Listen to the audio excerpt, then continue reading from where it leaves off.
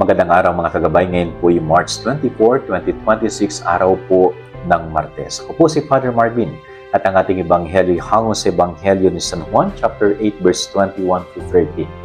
Ang Panginoon ay patuloy na kinakausap ang kanyang mga alagad. No?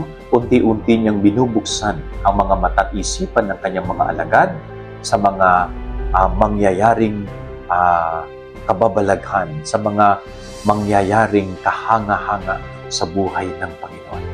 Subalit, hindi sapat ang pag-unawa ng kanyang mga alagad. Kaya patuloy niya itong binubuksan sa kanila. Tayo rin hangarin natin na buksan ng Diyos ang ating puso at kaisipan upang sa ganon ay maunawaan natin ang lahat ng mga nangyayari o nangyari sa buhay ng Diyos at lahat ng mga nangyayari din sa ating buhay. Palalimin ang ating ugnayan at pananampalataya sa Kanya. Yan ang ating gabay araw ng maghapon. God bless po sa inyo lahat. Pagpalain kayo ng Panginoon.